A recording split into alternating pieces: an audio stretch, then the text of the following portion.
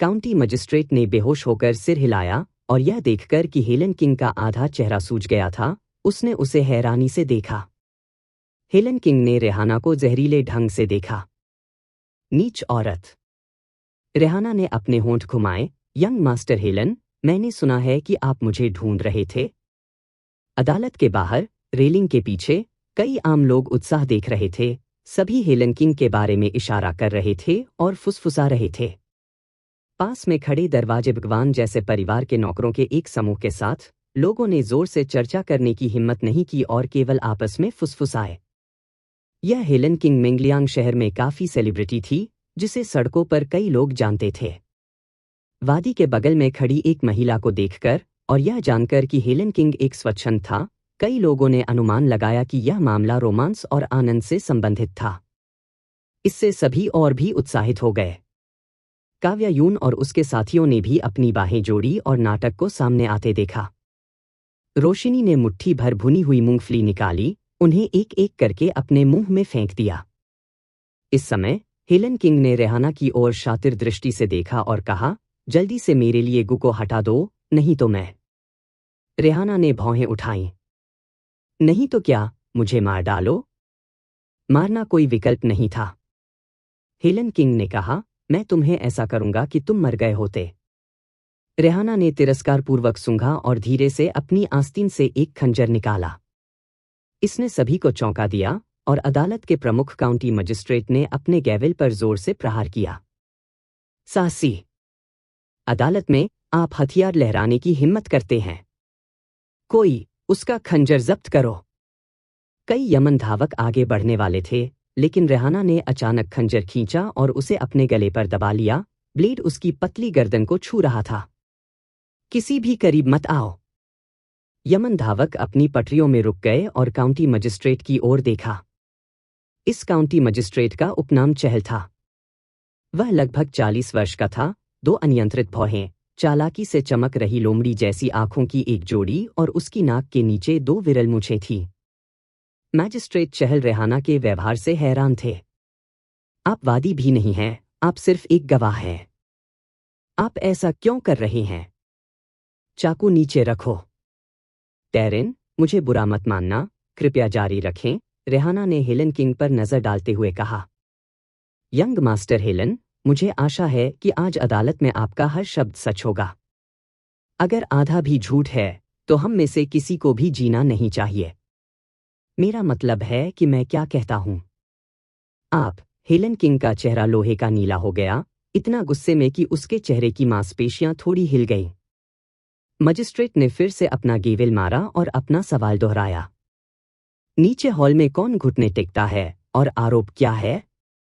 उन्होंने कहा, यह विनम्र व्यक्ति नमन कुमार मांझी है और मैं अपने बहनोई हेलन किंग पर मेरी बहन जैशिका को पीट पीट कर मार डालने का आरोप लगाता हूं।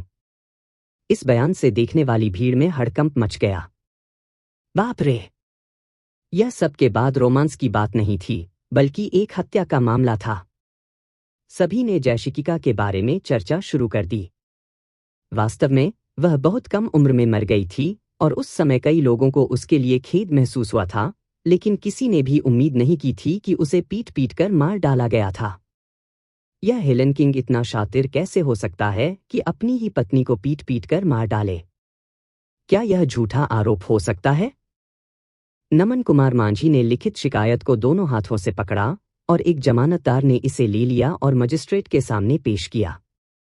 मजिस्ट्रेट चहल ने जल्दी से शिकायत को स्कैन किया और आतन अपनी मूंछों को सहलाने के लिए अपनी उंगली उठाई।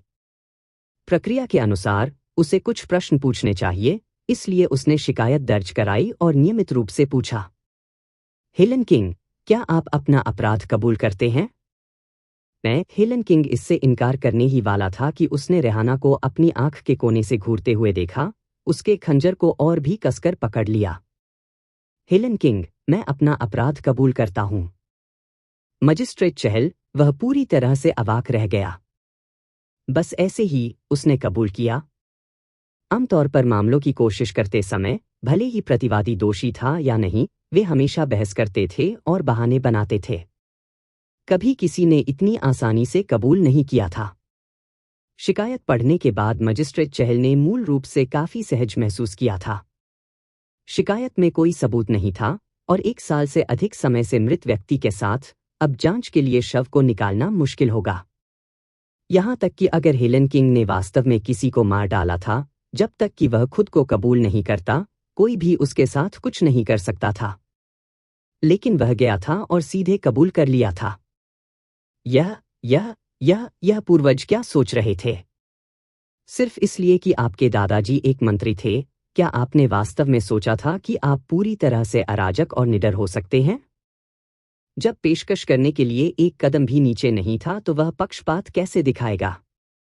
मजिस्ट्रेट चहल को लगा जैसे उनके नितंबों में आग लग गई हो, वे स्थिर नहीं बैठ पा रहे थे। उसने हेलन किंग पर पलक झपकाई, लेकिन ऐसा लग रहा था कि हेलन किंग अंधा हो गया है। आप कबूल करते हैं, आपने कबूल किया। मजिस्ट्रेट चहल मनोरंजन से नाराज थे। तुमने जैशिका को मार डाला? हाँ। तुमने उसे क्यों मारा? तुमने उसे कैसे मार डाला? इतनी दूर आने के बाद हेलन किंग के पास छिपाने के लिए कुछ भी नहीं बचा था और उसने उस दिन जो कुछ भी हुआ था उसे याद किया। जब उन्होंने विशिष्ट विवरणों का वर्णन किया तो श्रोताओं ने सभी भौहें चढ़ा दीं और कुछ त्वरित गुस्से के साथ पास के दरवाजे भगवान जैसे पहरेदारों के बारे में भूलकर सीधे कोसने लगे। क्या जानवर है? उसे नरक में जाना चाहिए। उसे मरने दो। एक जीवन के लिए एक जीवन। कछुए के बेटे, वह अपने अगले जन्म में सुअर या कुत्ते के रूप में पुनर्जन्म ले सकता है। कछुआ का उपयोग अक्सर एक व्यभिचारी पति, एक आदमी जिसकी पत्नी बेवफा रही है, के लिए एक व्यंजना के रूप में किया जाता है या किसी को कायर या अपमानजनक के रूप में मजाक उड़ाने के लिए किया जाता है। जो पत्नियां नहीं सुनती हैं, उन्हें पीटा जाना चाहिए। जितना अधिक आप उन्हें पीटते हैं, वे उतने ही अधिक आज्ञाकारी होते जाते हैं। आपने क्या कहा? क्या मैंने कुछ गलत कहा? मुर्गे से शादी करो, मुर्गे का अनुसरण करो, कुत्ते से शादी करो, कुत्ते का पीछा करो। यदि आप एक को पीट पीट कर मार डालते हैं, तो बस दूसरे को प्राप्त करें। हेलन झांग इतना अमीर है, ऐसा नहीं है कि वह इसे बर्दाश्त नहीं कर सकता। हे भगवान, हमारे बीच एक जानवर है। खैर, अब आम लोग आपस में लड़ने लगे। उन कुछ लोगों ने बहस की और वास्तव में एक दूसरे को धक्का देना शुरू कर दिया। नमन कुमार मांझी ने अपनी छाती पीटते हुए विलाप किया, अदालत के बाहर नीले आकाश के पैच को देखते हुए। छोटी बहन, क्या तुम इसे देख सकती हो? मैंने सभी को इस भेड़िए के अपराधों का गवाह बनाया है। भाई ने तुमसे बदला लिया है। आप स्वर्ग में शांति से आराम कर सकते हैं। फिर वह फिर से रोने लगा। देखने वाली भीड़ के बीच कुछ लड़ रहे थे, अन्य रोने से हिल गए और अपनी आंखें पोंछने में मदद नहीं कर सके। भीड़ को उत्तेजित होते देख मजिस्ट्रेट चहल ने आनन फानन में अपने गेवेल पर प्रहार किया। अदालत अभी के लिए स्थगित है। प्रतिवादी को हिरासत में ले लो। हेलन किंग को कई यमन धावकों ने पीछे की ओर जेल की ओर दबाया था। जैसे ही वह चल रहा था, उसने अपना सिर ऊंचा और छाती को बाहर रखा, अपने मुंह के कोने पर एक मजाकिया मुस्कान के साथ रेहाना और नमन कुमार मांझी को ठंड से देखा। कई और यमन धावक व्यवस्था बनाए रखने के लिए गए। लोगों ने धक्का देना बंद कर दिया, लेकिन फिर भी छोड़ना नहीं चाहते थे। जगह खड़े होकर बकबक कर रहे थे और चर्चा कर रहे थे। मजिस्ट्रेट चहल विलाप कर रहे नमन कुमार मांझी को अपने पैरों पर खड़ा करने में मदद करने के लिए बेंच से नीचे आए और उन्हें दिलासा देने के कुछ शब्द कहे। काव्यायून ने कभी नहीं सोचा होगा कि यह हेलन किंग वास्तव में एक हत्यारा था और उसने अपनी ही पत्नी को कम नहीं मार डाला था। सच कहूं तो हालांकि उसका अटकल कौशल काफी अच्छा था, लेकिन उसकी शारीरिक बनावट सामान्य थी। वह उसके चेहरे से यह नहीं बता पाई थी कि उसके हाथों पर हत्या का मामला था। काफी शर्मनाक विफलता।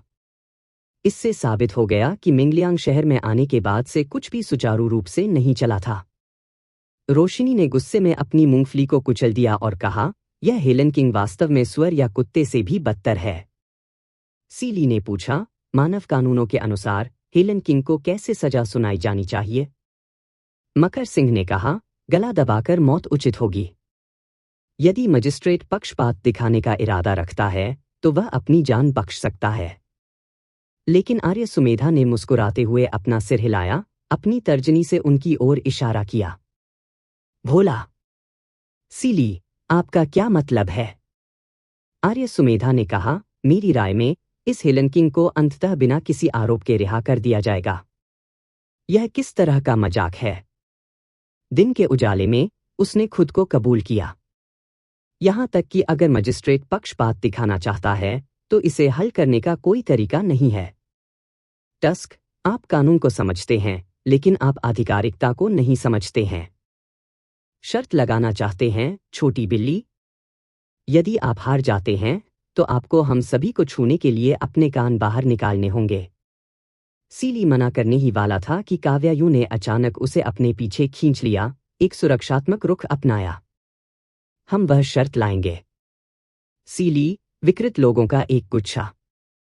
मजिस्ट्रेट चहल ने नमन कुमार मांझी को कुछ पल के लिए दिलासा देने के बाद वह पीछे के हॉल में चले गए। रेहाना और नमन कुमार मांझी एक साथ जाने के लिए मुड़े।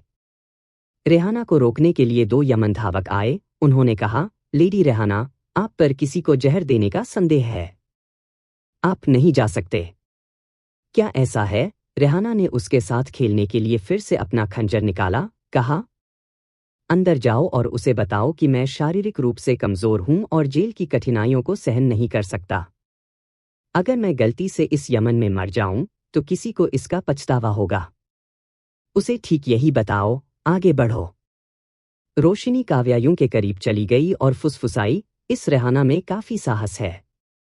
दोनों यमन धावकों ने रेहाना को इस तरह से बोलते हुए सुना और एक दूसरे की ओर देखा। एक रेहाना को देखने के लिए रुका जबकि दूसरा संदिग्ध रूप से जेल की ओर चला गया। कुछ ही देर में वह दौड़ता हुआ वापस आया और अपने साथी को हाथ हिलाया। चलो उसे अभी जाने दो। रेहाना अपने लाल होठों को घुमाकर मुस्कुराई।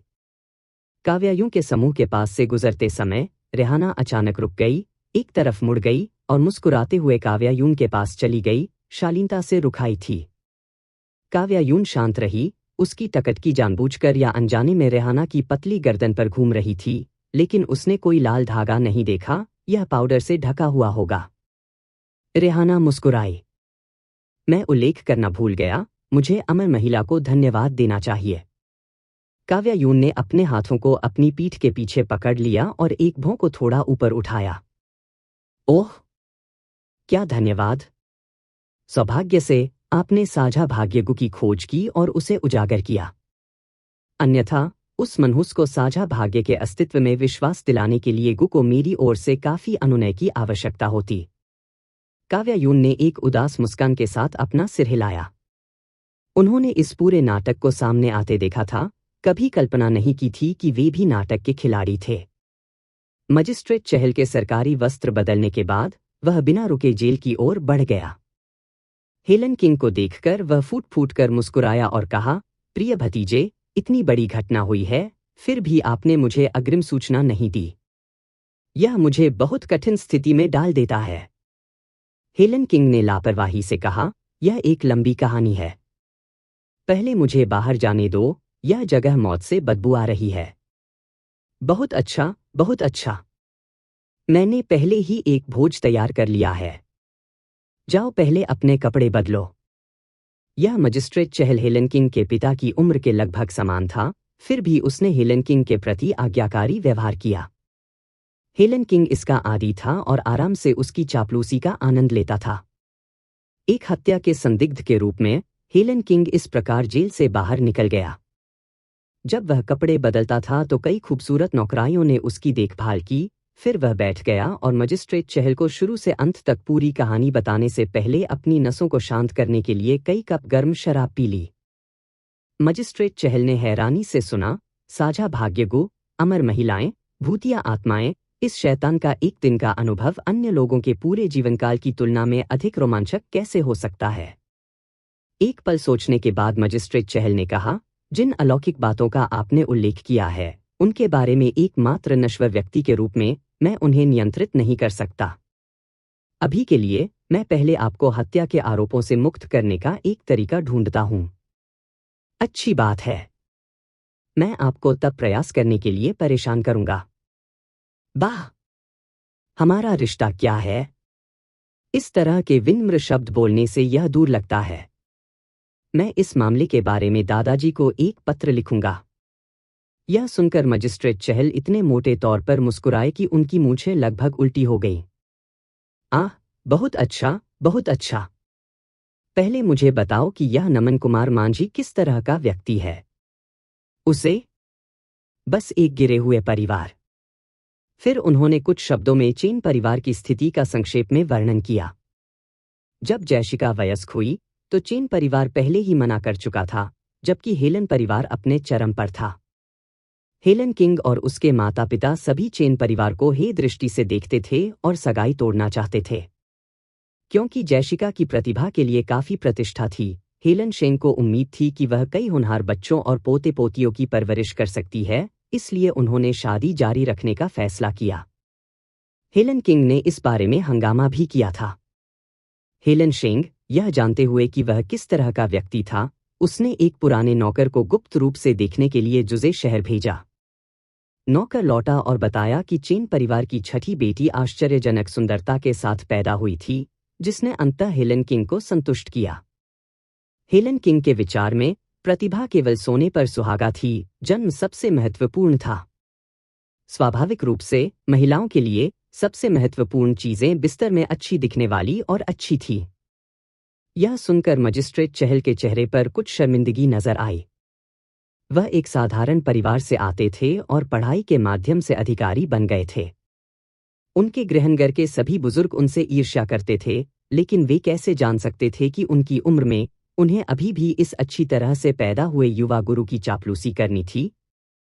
मजिस्ट्रेट चहल ने पसीना पोंछने का नाटक किया, चुपके से अपने कड़े गालों को रगड़ते हुए मुस्कुराया।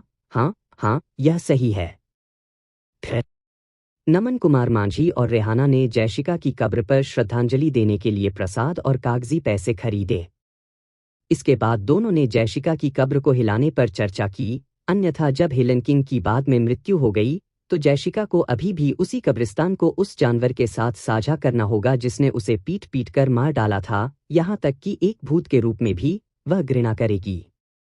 नमन कुमार मांझी कब्र के सामने बैठकर जैशिका के अतीत के बारे में बात कर रहे थे। वह बचपन से ही चतुर थी और उसकी पढ़ाई प्रथम श्रेणी की थी, हम पुरुषों की तुलना में बहुत अधिक बुद्धिमान। कबीले के बुजुर्गों ने कई बार आह भरी कि उसे बेटी क्यों पैदा करनी पड़ी। वह बहुत ही संतानी और विचारशील थी। जब भी उसे कुछ अच्छा मिलता था तो वह हमेशा उसे पहले हमारे माता पिता को पेश करती थी। उसके भाई के रूप में मुझे कभी कभी खुद पर शर्म आती थी। वह हमेशा चीजों को बहुत स्पष्ट रूप से देखती थी, तेज अंतर्दृष्टि के साथ। इस वजह से वह कभी कभी भावनाओं को बख्शे बिना बोलती थी और आसानी से लोगों को नाराज करती थी। हालांकि हम सभी को उसके साथ चैट करने में मजा आता था, हम हमेशा उसके ताज़ा विचारों को व्यक्त करते हुए सुन सकते थे। वह अक्सर गुलाब की पंखुड़ियों से खुद रूज बनाती थी। यह रूज पाउडर की दुकानों पर भी बेचा जाता था। रेहाना चकित लग रही थी, बड़बड़ाती हुई बोली, मुझे कभी नहीं पता था कि उसने रूज बेच दिया है। अगर मुझे पता होता तो मैं निश्चित रूप से कुछ खरीदता। नमन कुमार मांझी ने उसकी ओर देखा और उत्सुकता से पूछा, वास्तव में मेरी बहन के साथ आपका क्या रिश्ता था? रेहाना ने अपना सिर नीचे किया, धीरे से आह भरी और कहा, वास्तव में हमारा कोई रिश्ता नहीं था। नमन कुमार मांझी दंग रह गए। यह कैसे संभव है? रेहाना ने सिर हिलाया। वह एक सम्मानित परिवार की बेटी थी, जबकि मैं एक तिरस्कृत वेश्या हूं। मुझे बताओ, ऐसे दो लोगों का क्या रिश्ता हो सकता है? अगर तुम दोनों अजनबी थे तो तुम मेरी मदद क्यों कर रहे हो? आपको जानने की जरूरत नहीं है। चलो चलें। अच्छी तरह से आराम करें और कल हम शिकायत का ढोल पीटना जारी रखेंगे। मैं देखना चाहता हूं कि यह मजिस्ट्रेट कब तक देरी कर सकता है। फिर नमन कुमार मांझी रुगुई इन लौट आए। यह देखकर कि यह रात के खाने का समय था, उसने एक वेटर को सादे नूडल्स का एक कटोरा ऑर्डर करने के लिए कहा और खाने के लिए मुख्य हॉल में बैठ गया। नूडल्स को ओवरकुक किया गया था और चॉपस्टिक से उठाए जाने पर टूट गया था। 2 बाइट खाने के बाद वह कुछ असंतुष्ट हो गया और वेटर को शिकायत करने के लिए बुलाया।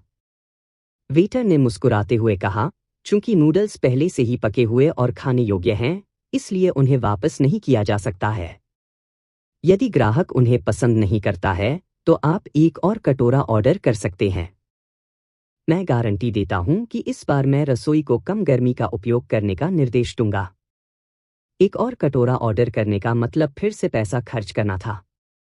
नमन कुमार मांझी को हार माननी पड़ी और सिर झुकाकर खाना जारी रखा। वेटर के जाने के बाद उसने नमन कुमार मांझी की पीठ पर अपनी आंखें घुमाईं और चुपचाप 3 शब्द बोले, अचार कंगाल।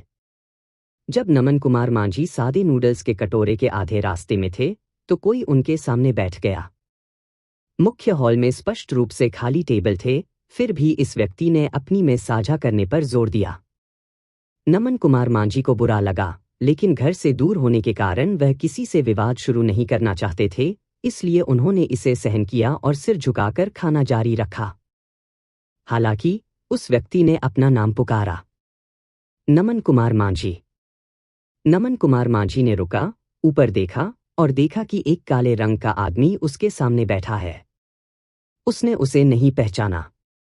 उसने नूडल्स को अपने मुंह में निगल लिया, ध्यान से एक पुराने घिसे पिटे सफेद रुमाल से अपना मुंह पोंछा, फिर कहा, आप कौन हैं, सर?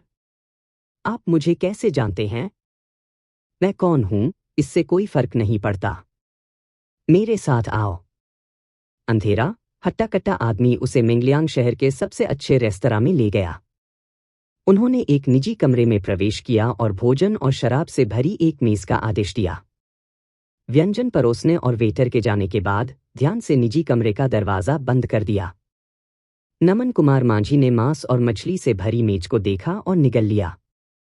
वह जानता था कि उसकी प्रतिक्रिया अनुचित थी और उसका चेहरा अनजाने में लाल हो गया था। उस आदमी ने नमन कुमार मांझी के सामने एक बक्सा रखा और कहा, इसे खोलकर देखो।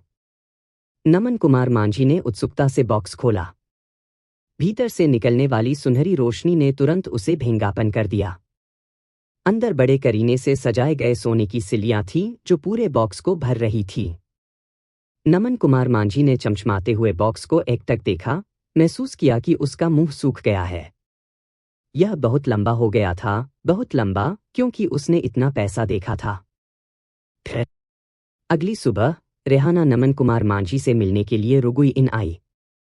दोनों एक साथ काउंटी कार्यालय के प्रवेश द्वार पर गए और शिकायत ढोल के सामने खड़े हो गए।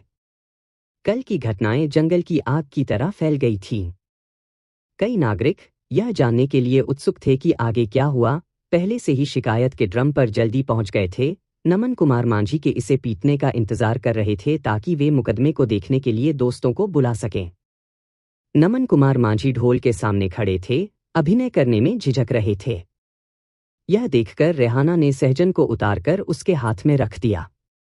हालांकि नमन कुमार मांझी ने ड्रमस्टिक को वापस कर दिया। रेहाना ने भौहें सिकोड़ ली। नमन मांझी, तुम क्या कर रही हो? इस बिंदु पर नमन कुमार मांझी अब बच नहीं सकते थे या देरी नहीं कर सकते थे।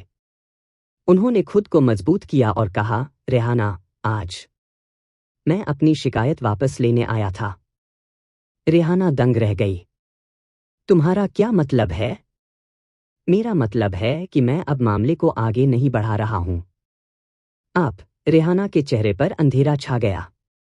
उसने उसे ठंड से देखा, फिर अचानक उपहास किया, हेलन किंग ने आपको क्या लाभ दिए?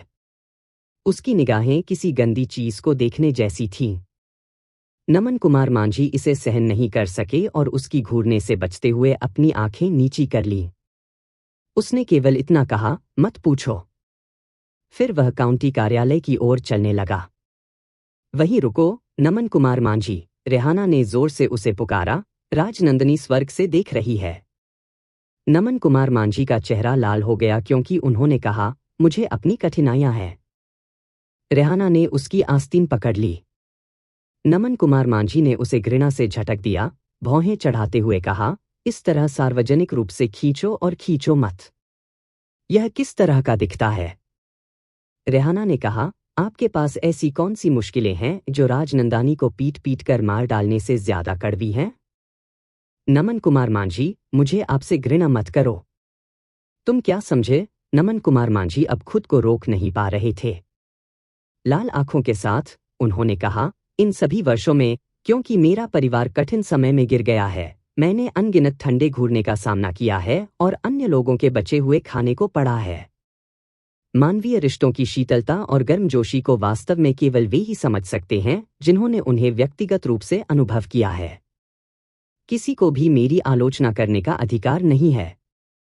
हाँ, मेरी बहन बुरी तरह मर गई, लेकिन उसकी मृत्यु मेरे कारण नहीं हुई। मरे हुए लोग जीवित नहीं हो सकते, लेकिन जीवित लोगों को जीवित रहना चाहिए। मैं जो कर रहा हूं वह सिर्फ अपने परिवार को बेहतर जीवन जीने देने के लिए है, ताकि कम से कम मेरे माता पिता के पास अच्छे ताबूत हो सकें जब वे मर जाते हैं। राजनंदिनी इतनी संतानोचित थी, वह निश्चित रूप से स्वर्ग से मेरे निर्णय का समर्थन करेगी। रेहाना ने उपहास करते हुए कहा, आप इतनी सही बात करते हैं, लेकिन क्या आप सिर्फ अपने लिए ऐसा नहीं कर रहे हैं? तुम न केवल धन और रुतबे के लालची हो, बल्कि पाखंडी और कायर भी हो। नमन कुमार मांझी, क्या आपको बिल्कुल भी शर्म नहीं है?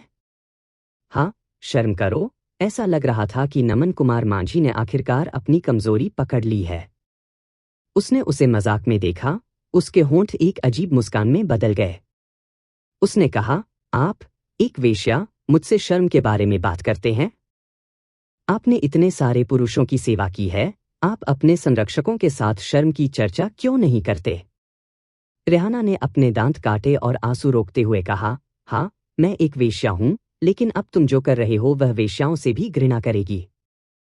इसी समय एक आवाज आई, मिस रेहाना, आप ऐसा नहीं कह सकती। जैसा कि कहा जाता है, जो समय को जानते हैं वे बुद्धिमान पुरुष हैं।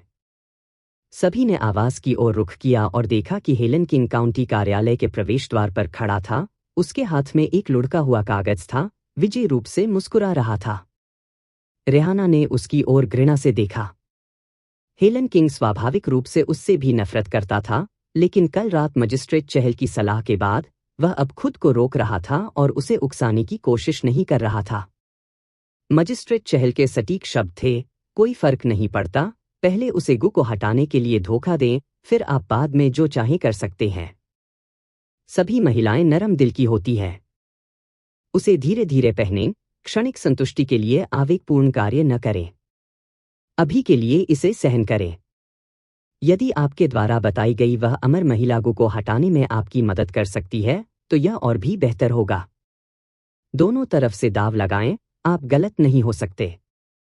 हेलन किंग को मना लिया गया। अब हेलन किंग दोनों के पास गए और लुढ़का हुआ कागज नमन कुमार मांझी को सौंप दिया। यह ठीक नमन कुमार मांझी का शिकायत दस्तावेज था। नमन कुमार मांझी ने अपनी शिकायत वापस लेने का मतलब था कि मामले में कोई वादी नहीं था। मजिस्ट्रेट चहल भी सक्रिय रूप से जांच नहीं करेंगे, इसलिए मामले को भ्रम में समाप्त कर दिया जाएगा। प्रतिवादी हेलन किंग को बिना किसी आरोप के रिहा कर दिया जाएगा। हेलन किंग ने नमन कुमार मांझी से कहा, बड़े भाई, बाद में मेरे घर पर खाना खाओ।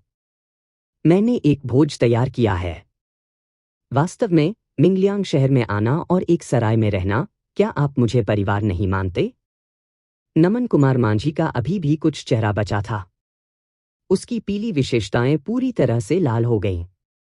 नहीं, नहीं, मेरे घर पर जरूरी काम है। मुझे अब जाना चाहिए। वह घबराकर मुड़ा और भाग गया। हेलन किंग ने रेहाना की ओर देखा और धीरे से कहा, मैंने दूसरे दिन आपके लिए एक माणिक हेडपीस बनाया था। मैंने मूल रूप से उस दिन इसे व्यक्तिगत रूप से वितरित करने की योजना बनाई थी, लेकिन आपने मेरे साथ ऐसा व्यवहार किया। उसने गुस्से से उसकी ओर देखा। आपने अपना गुस्सा निकाल दिया है ना? रेहाना भावहीन रही, उसका हाथ उसकी आस्तीन में पहुंच गया। हेलन किंग की खोपड़ी चुभ गई। वह उसे रोकने के लिए आगे बढ़ा, लेकिन उसने पिछली बार की तुलना में और भी तेजी से अपना खंजर खींचा। झपट्टा, बिना म्यान वाला ब्लेड चांदी में चमक रहा था और फिर से उसके गले के खिलाफ दबाया गया था। हेलन किंग इतना डरा हुआ था कि उसने हिलने की हिम्मत नहीं की।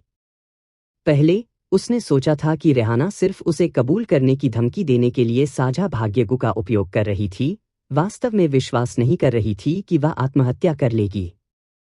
अब उसे इस तरह देखकर वह वास्तव में डर गया था। उसे उम्मीद नहीं थी कि यह महिला इतनी पागल होगी। वह इस बात को लेकर बहुत उत्सुक था कि इस पागल महिला का जैशिका के साथ वास्तव में क्या रिश्ता है कि वह उसके लिए इतनी दूर तक जा सके। हेलन किंग ने घबराकर कहा, पहले चाकू नीचे रखो। चलो अच्छी तरह से बात करते हैं। तुम जो चाहो मैं तुम्हें दूंगा, ठीक है? मैं तुम्हें अपनी वैध पत्नी भी बना सकता हूं। रेहाना फूट फूट कर हंस पड़ी।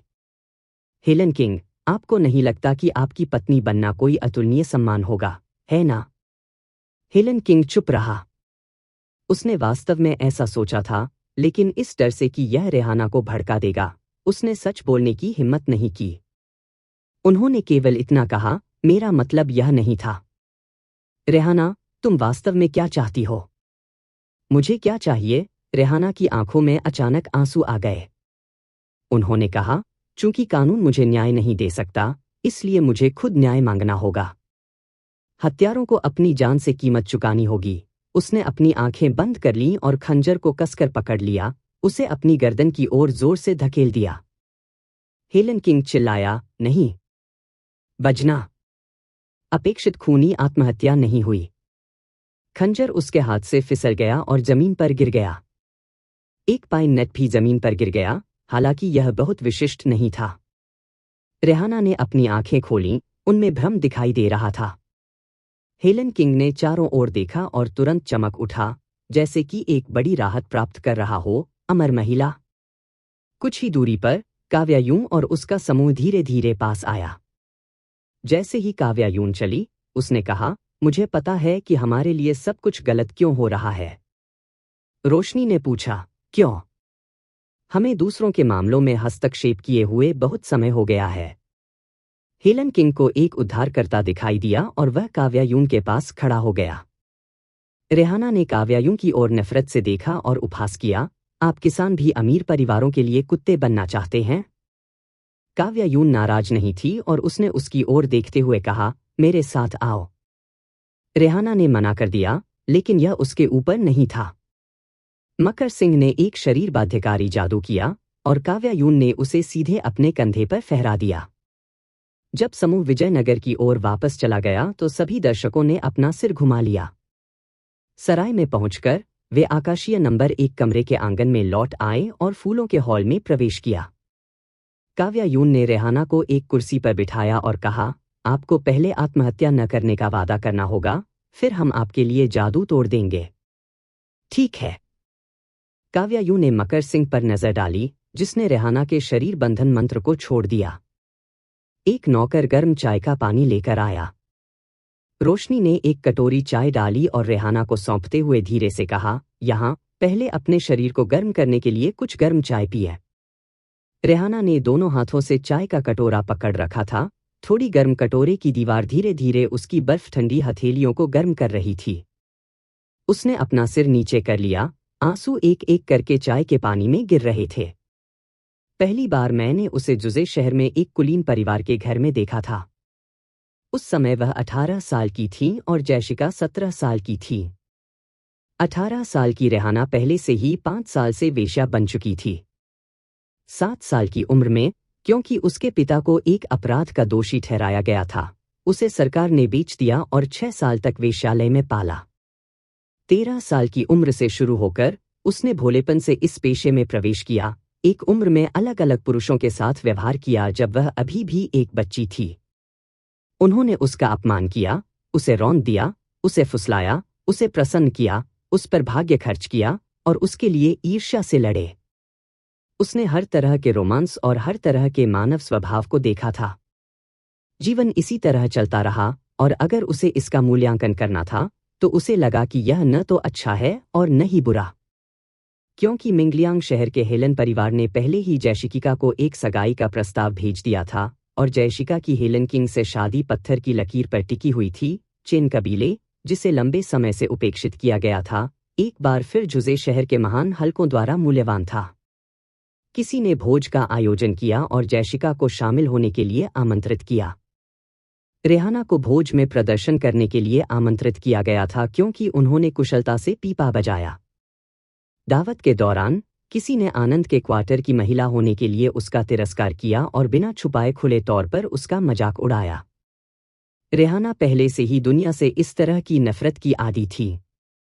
सच कहूं तो वह खुद को भी नीची दृष्टि से देखती थी। वेश्याओं को स्वाभाविक रूप से दूसरों से कमतर माना जाता था। लेकिन इस समय जैशिका बोल पड़ी। उन्होंने कहा, अगर आपको लगता है कि किसी के शरीर को बेचना आधार है, तो जो लोग इसे खरीदते हैं वे समान रूप से नीच होने चाहिए। मैंने सुना है कि आपके पति एक बार वेश्यालय में दूसरों के साथ लड़ते थे। आप इसके बारे में क्या सोचते हैं? जैशिका की बातों पर दूसरा व्यक्ति इतना नाराज हो गया कि उसका चेहरा विकृत हो गया, लेकिन जैशिका हेलन परिवार की सबसे बड़ी बहू बनने वाली थी, इसलिए उसने पलटवार करने की हिम्मत नहीं की। जैशिका ने आगे कहा, यह पूछने के बजाय कि वह वेश्या क्यों बन गई, हमें यह सोचना चाहिए कि किस तरह के लोगों ने उसे वेश्या बना दिया और किस तरह के लोगों ने इस पेशे को बनाया। ये लोग ही हैं जो वास्तव में नरक में जाने के लायक हैं। यहाँ बैठने और एक पीड़ित महिला का मजाक उड़ाने की आपकी क्षमता यह साबित नहीं करती है कि आप उससे अधिक महान हैं, यह केवल यह साबित करता है कि आपके पास उससे बेहतर भाग्य है, इससे ज्यादा कुछ नहीं। इन चौंकाने वाले शब्दों ने मेज पर मौजूद सभी लोगों के भावों को बदल दिया। रेहाना का दिल धड़क उठा। अपने पूरे जीवन में वह प्रवाह के साथ चली गई थी। जीवन, भाग्य और सामाजिक स्थिति के बारे में इन सवालों पर कभी गहराई से विचार नहीं किया। लंबे समय तक जब अन्य लोग अस्पष्ट या तिरस्कारपूर्ण भावों के साथ आनंद के क्वार्टरों में महिलाओं के बारे में बात करते थे, तो ऐसा लगता था कि यह उसके दिल में जड़ें जमा लेता है, जिससे वह उसी अस्पष्टता या तिरस्कार के साथ अपने जीवन के बारे में सोचती है। लेकिन उसने क्या गलत किया था? वह सिर्फ एक ऐसी व्यक्ति थी जो अच्छी तरह से जीना चाहती थी। जैशिक के शब्दों ने अतीत से सब कुछ बिखर दिया। रेहाना एक गहरे सपने से जागती हुई लग रही थी और अपने जीवन को पीछे मुड़कर देखते हुए वह अचानक समझ गई। वह सिर्फ दुर्भाग्यपूर्ण थी, वह स्वाभाविक रूप से नीच नहीं थी। जैशिका को खुद नहीं पता था कि आज के दिन से कोई उन्हें एक आत्मीय आत्मा के रूप में मानेगा। हालांकि रेहाना जैशिका को एक आत्मीय आत्मा के रूप में मानती थी, लेकिन उसने वास्तव में उससे दोस्ती करने की हिम्मत नहीं की। भले ही वह अपने दिल में जानती थी कि वह नीच नहीं है, दुनिया ने ऐसा नहीं सोचा था। आनंद क्वार्टर की एक महिला के रूप में वह एक सम्मानित परिवार की बेटी के साथ कैसे जुड़ सकती है? इसलिए उसने केवल गुप्त रूप से उसके बारे में समाचारों पर ध्यान दिया। जुजे शहर के महान लोगों को बड़ी दिलचस्पी के साथ इस महिला के बारे में चर्चा करते हुए सुना जो हेलन किंग से शादी करने वाली थी। उसने नाटक किया कि वह पहले से ही ऐसे व्यक्ति के साथ दोस्त बन चुकी है। बाद में एक अन्य भोज में रेहाना के प्रदर्शन समाप्त करने के बाद जैशिका ने उनके खेल की प्रशंसा की। रेहाना मुस्कुराई और कहा, मेरी लेडी बहुत दयालु है। उनके बीच यही एकमात्र बातचीत थी। बाद में जैशिका ने 18 साल की उम्र में भव्य अंदाज में शादी कर ली और 3 साल बाद उनकी मौत की खबर झूठ सिटी तक पहुंच गई। जिस दिन उसने जैशिका की बीमारी से मौत की खबर सुनी, रेहाना ने खुद को अपने कमरे में बंद कर लिया और फूट फूट कर रोने लगी। जीवन में एक दयालु आत्मा का होना ही काफी है, लेकिन उसकी आत्मीय आत्मा मर गई थी। वह एक जुनून से प्रेरित थी, हमेशा जैशिका की मौत के कारण पर संदेह करती थी। क्योंकि इससे पहले जुजे शहर के कुलीन लोगों ने चर्चा की थी कि कैसे जैशिका और हेलन किंग एक नाखुश जोड़े थे जिनका झगड़ा हुआ था। जैशिका भी अपने जीवन के चरम पर युवा थी, इसलिए बीमारी से मौत की कहानी बहुत आश्वस्त करने वाली नहीं थी। 22 वर्षीय रेहाना 9 साल से वेश्या थी और उसने अपनी आज़ादी खरीदने के लिए पर्याप्त पैसे बचाए थे। खुद को छुड़ाने के बाद वह अकेले मिंगलियांग शहर चली गई। वह फिर से वेश्या बन गई। हेलन किंग को खुश करना वास्तव में बहुत आसान था।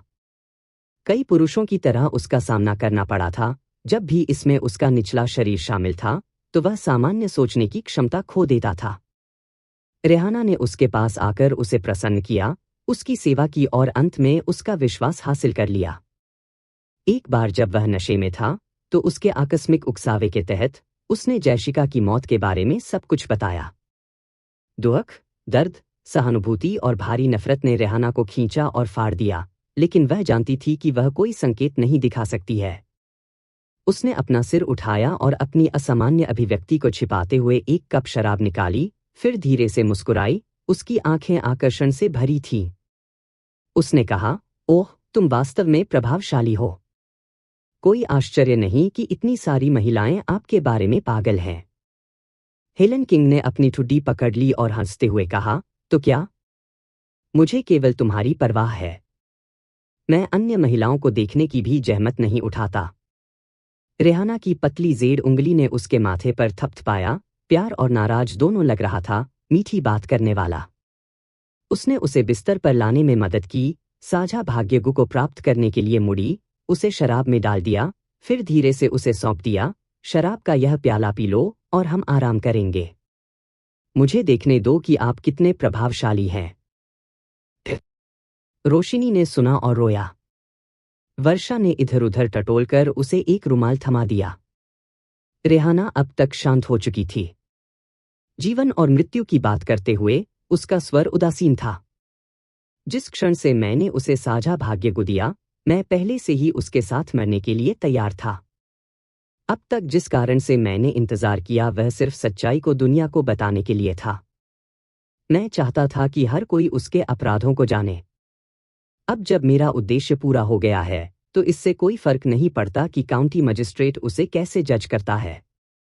जब तक आप मुझे जीवन भर के लिए सीमित नहीं कर सकते, मैं निश्चित रूप से उसके लिए अपने जीवन का आदान प्रदान करूंगा।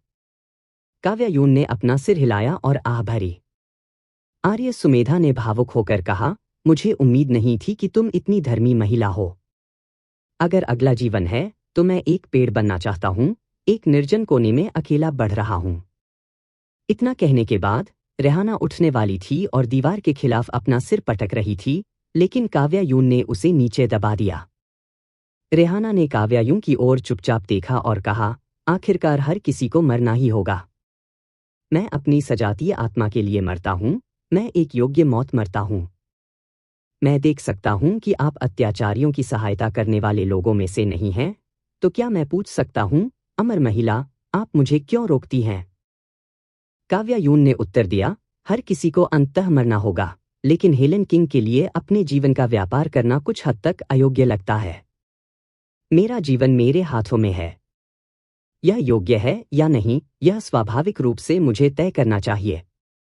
चूंकि आप मुझे अमर महिला कहते हैं, इसलिए हमें स्वाभाविक रूप से इस एहसान में मदद करनी चाहिए। रेहाना दंग रह गई। तुम्हारा क्या मतलब है? तुम जियो, वह मर जाता है। रेहाना ने सिर हिलाया। यह साझा भाग्यगु, मैंने एक बार दक्षिणी सीमावर्ती इलाकों से एक महिला को बचाया था और उसने मुझे धन्यवाद के रूप में दिया। एक साथ जियो, एक साथ मरो, इसे तोड़ा नहीं जा सकता। ऐसा इसलिए है क्योंकि आप हमसे नहीं मिले हैं। सी लिली, जाओ। काव्यायून ने सीली को मुस्कुराते हुए देखते हुए यह बात कही। सीली ने अपनी आंखें घुमाईं। मकर सिंह के साथ घूमना बंद करो, तुम दिखावा करने में बेहतर और बेहतर होते जा रहे हो। मकर सिंह का दिल मीठा हो गया। सीली रेहाना के सामने चली गई और कहा, क्षमा करें, फिर जल्दी से अपनी उंगली बढ़ाकर उसके पूरे शरीर में सभी मेरिडियन को सील कर दिया, जिससे गुवर्म के हिलने के लिए केवल एक रास्ता रह गया। फिर उसने अपनी बाईं तर्जनी रेहाना की छाती पर तान दी। यद्यपि पुरुषों और महिलाओं के बीच मतभेद थे, क्यूई समुद्र छाती में था और तंजोंग एक्यू पॉइंट के माध्यम से खेती की शक्ति को इनपुट करना सबसे तेज तरीका था। इसके अलावा वह सिर्फ एक छोटी बिल्ली थी। गुकीड़ा मूल रूप से रेहाना के दिल में छिपा हुआ था। महान दानव की आध्यात्मिक शक्ति से प्रेरित, यह धीरे धीरे बेचैन हो गया और रक्त प्रवाह के माध्यम से ऊपर की ओर रेंगता गया। रेहाना को केवल एक गर्म धारा महसूस हुई, पहले उसकी छाती से ऊपर की ओर बढ़ोतरी, फिर धीरे धीरे उसके बाएं दिल से ऊपर की ओर बढ़ो। उसी समय मांसपेशियों में एंथन की तरह एक धड़कन भी थी जो उसकी नहीं थी, गर्म धारा के समान रास्ते पर ऊपर की ओर रेंग रही थी। वह हैरान और अनिश्चित लग रही थी। सीली ने अपने दाहिने हाथ में चांदी की सुई पकड़ रखी थी। सबसे पहले उसने रेहाना की गर्दन के किनारे पर लाल धागे के एक छोर को चुभाया और उसकी गोरी त्वचा पर खून के मोती दिखाई दिए। फिर सीली ने अपनी उंगलियां पलटीं और सुई घूम गई। चांदी की सुई का दूसरा सिरा हुक के आकार का था। जब उसने गुकीड़े को लाल धागे में धकेल दिया, तो उसने चांदी के हुक को पकड़ लिया और खून के मनके में जांच की, जल्दी से उसे बाहर निकाल दिया। चांदी के हुक पर एक हल्का लाल छोटा कीड़ा लटका हुआ था, लगभग आधा इंच लंबा, केवल एक बाल से थोड़ा मोटा। अगर यह चांदी के हुक पर छटपटा और संघर्ष नहीं कर रहा होता तो काव्यायून ने सोचा होता कि यह सिर्फ किसी जानवर के बाल हैं। हर कोई देखने के करीब चला गया। रोशनी ने अपनी आंखें चौड़ी कर लीं। वाह, यह साझा भाग्यगु है। यह वास्तव में एक कीड़ा है। सीली ने कहा, मूर्ख, गुकीड़ा बेशक यह एक कीड़ा है। रेहाना अपने सदमे से उबर गई और संघर्षरत कीड़े को देखते हुए पूछा, अगर मैं इसे मार डालूं तो हेलन किंग मर जाएगा, है ना? सही। तो फिर हम किसका इंतजार कर रहे हैं? मैं इसे अभी मार डालूंगा। रेहाना गुवर्म को चुटकी लेने के लिए आगे बढ़ी, लेकिन सीली ने उसे चकमा दे दिया। काव्यायून ने एक छोटी सफेद चीनी मिट्टी के बर्तन की बोतल निकाली, स्टॉपर निकाला और बोतल को बढ़ाया। सीली ने गुवर्म को चीनी मिट्टी के बर्तन बोतल में हिलाया। बोतल में आध्यात्मिक झरने का पानी था जो अस्थायी रूप से गुवर्म को जीवित रख सकता था। रेहाना ने तुरंत कहा, इसे क्यों नहीं मार दिया गया? काव्यायूं थोड़ा मुस्कुराई, आपने मुझे अमर महिला कहा। अगर मैं कुछ दिव्य शक्तियों का प्रदर्शन नहीं करता तो मैं किस तरह की अमर महिला होंगी? सीली ने तिरस्कारपूर्वक TSK कहा, बस दिखावा करते रहो। काव्यायूं हंसे, छोटी बिल्ली, घमंडी मत बनो। आप अभी भी हमारे लिए कान की मालिश करते हैं। काव्यायून आज जो गठन स्थापित करने जा रही थी वह थी जिसे उसने सम्राट जाकू की शब्दहीन पुस्तक का अध्ययन करने के बाद खुद को बनाने की कोशिश की थी। यह गठन एक सड़क कलाकार की छोटी चाल के समान था, जिसे आमतौर पर हाथ की सफाई कहा जाता है, इसलिए उसने इसे नाम दिया दृष्टि की बाधा। केंद्र के रूप में काउंटी कार्यालय के साथ उसने पूर्व में 108 पैरेन बीज, दक्षिण में लाल सींग रहित ड्रैगन की एक जोड़ी, पश्चिम में एक कांस्य ड्रम और उत्तर में 12 लीटर स्याही दफनाई। इन वस्तुओं को दफनाने की आवश्यकता नहीं थी, उन्हें जमीन पर भी रखा जा सकता था, लेकिन काव्यायून को चिंता थी कि कोई उन्हें जिज्ञासा से बाहर निकाल सकता है, इसलिए उसने उन्हें दफनाने का फैसला किया। उसने दिमाग साफ करने वाले पाउच का एक बैच भी बनाया और उन्हें सभी को वितरित किया। जब उसने वर्षा को एक दिया तो वर्षा ने अपना सिर हिलाया और कहा, मुझे इसकी आवश्यकता नहीं है। आपकी भ्रम तकनीक आंखों को धोखा देती है, लेकिन चूंकि मैं देख नहीं सकता, इसलिए मैं स्वाभाविक रूप से मूर्ख नहीं बनूंगा। काव्यायूं ने मुस्कुराते हुए कहा, यह समझ में आता है। पाउच बांटने के बाद वह उछल पड़ी और काउंटी कार्यालय में कूद गई। किसी ने उसे देखा और जोर से शाप दिया, यह छोटी महिला कहां से आई? काउंटी कार्यालय में प्रवेश करने की हिम्मत कर रही थी। जल्दी से जाओ, जल्दी से जाओ। यदि आप अभी नहीं जाते हैं तो आपको एक पिटाई मिलेगी। काव्यायून ने उन्हें नजरअंदाज कर दिया और हवा के झोंके की तरह मुख्य हॉल की ओर दौड़ पड़ी, जिसमें 2 यमन धावक उसका पीछा कर रहे थे और उसके पीछे कोस रहे थे। मुख्य हॉल में प्रवेश करने के बाद काव्यायून ने अपनी उड़ने वाली तलवार खींच ली। 100 साल के दुहक की तलवार ने खुद को ईमानदार और सम्माननीय पट्टिका में ठीक से एम्बेडेड किया और फिर उसने अपने लाल होठों को थोड़ा हिलाया, धीमी आवाज में एक मंत्र का जाप किया। यमन धावकों के शरीर कांपने लगे और जब उन्होंने काव्यायूं को फिर से देखा तो उनके हाव भाव बदल गए। यमन धावकों ने काव्यायूं को असमंजस में देखा और सम्मानपूर्वक कहा, मेरे प्रभु, आप यहाँ क्यों हैं? काव्यायूं ने अपनी हंसी को दबा दिया, पुराने जमाने की हवा के साथ अपने हाथों को अपनी पीठ के पीछे रखा और मजिस्ट्रेट चहल के लहजे की नकल करते हुए कहा, क्या, जब मैं यहाँ देखने के लिए आता हूँ तो इस अधिकारी को आपको रिपोर्ट करने की आवश्यकता है? यमन धावक डर गए और बार बार कहा, हम हिम्मत नहीं करेंगे। फिर कहा, एक महिला थी जो काउंटी कार्यालय में घुस गई थी और हमने यहाँ तक उसका पीछा किया। ओह, काव्यायून ने अपना हाथ अपने होठों पर उठाया और मूंछों को चिकना करने का नाटक करते हुए सहलाया। तभी डोंग डोंग डोंग ढोल की आवाज अचानक बाहर से आई। मेरे प्रभु, कोई फिर से शिकायत का ढोल बजा रहा है। इस अधिकारी ने इसे सुना। आप जल्दी से अदालत क्यों नहीं बुलाते? बाहर ढोल बजाने वाला आर्य सुमेधा था, हालांकि दूसरों की नज़र में वह नमन कुमार मांझी था। ढोल बजाकर दिखावा करने का यह अवसर कुछ ऐसा था जिसके लिए आर्य सुमेधा ने स्वेच्छा से काम किया था और मकर सिंह के हाथों से छीन लिया था। यह पहली बार था जब काव्यायु को पता चला कि आर्य के पास इतनी मजबूत नाटकीय लकीर है। आर्य सुमेधा कुछ उत्साहित थी, अपनी बाह को एक पूर्ण चक्र में घुमा रही थी और 3 बार ढोल बजा रही थी। तीसरी हड़ताल पर वह वास्तव में एक ही बार में पूरी ड्रम सतह को तोड़ दिया। उसने अपनी जीभ बाहर निकाली, ड्रमस्टिक को फेंक दिया और मुख्य हॉल में भाग गया, एक झटके के साथ अपने घुटनों पर गिर गया। डैरेन, आपको इस विनम्र व्यक्ति के लिए न्याय मांगना चाहिए। काव्यायु। वह बता सकती थी कि वह बड़ी भक्ति के साथ अभिनय कर रहा था। इस बार दृष्टि की बाधा की सीमा में रेलिंग के बाहर का क्षेत्र भी शामिल था जहां आम लोग देखने के लिए एकत्र हुए थे। ढोल बजाने वाले आसपास के कई निवासी उत्साह देखने आए। मुख्य हॉल में घुटने टेकने वाले व्यक्ति को देखकर उन्होंने इशारा करते हुए कहा, नमन कुमार मांझी फिर से कैसा है? क्या उन्होंने यह नहीं कहा कि वह अब शिकायत दर्ज नहीं करेंगे? शायद उसे इसका पछतावा है। शायद सोचता है कि पैसा पर्याप्त नहीं था। टीएसके। काव्यायु ने ठीक से अदालत बुलाई, आर्य सुमेधा की शिकायतों के बारे में ठीक से सुना और फिर यमन धावकों ने हेलन किंग को ठीक से बुलाया।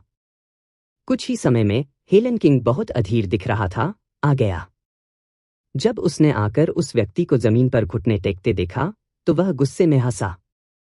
नमन कुमार मांझी, मैंने आपको चेहरा देने के लिए बड़े भाई को बुलाया था, लेकिन वास्तव में आप मेरे परिवार के कुत्ते के रूप में भी अच्छे नहीं हैं। अब आपने पैसा ले लिया है और लाभ प्राप्त कर लिया है, आप और क्या चाहते हैं? यदि कोई व्यक्ति बहुत लालची है तो वह अपना जीवन खो सकता है। आर्य सुमेधा भी पहले एक वेस्ट्रेल थी और उसका अच्छा स्वभाव केवल उसके दोस्तों पर लागू होता था, दूसरों को स्वाभाविक रूप से ऐसा व्यवहार नहीं मिलता था। अब हेलन किंग द्वारा शापित होने के कारण वह थोड़ी सी भी शिकायत बर्दाश्त नहीं करेगा। वह खड़ा हुआ और हेलन किंग को लात मार दी। तुम किस बारे में भौंक रहे हो, कुत्ते? हेलन किंग एक गेंद की तरह उड़ गया, एक धमाके के साथ दीवार से टकराया, फिर एक धमाके के साथ जमीन पर गिर गया। वह अपने चेहरे पर भ्रम के निशान के साथ जमीन पर बैठ गया। दूसरे व्यक्ति की ताकत बहुत अधिक थी, उसे लगा जैसे उसे बैल ने मारा हो। उसका सिर भिनभिना रहा था और वह क्रोधित होने के लिए भी चकित था। बाहर के लोग उत्साहित हो गए, लड़ाई छिड़ गई थी। यह नमन कुमार मांझी उतना दयनीय नहीं था जितना वे सोचते थे। हेलन किंग आखिरकार अपने होश में आ गए। वह पहले कभी इतना अपमानित नहीं हुआ था और उसके चेहरे ने गुस्से से स्वर के जिगर का रंग बदल दिया। वह कोसते हुए जमीन से उठ खड़ा हुआ, तुम नीच! तुम्हारी हिम्मत कैसे हुई? और लड़ने के लिए आगे बढ़ गया।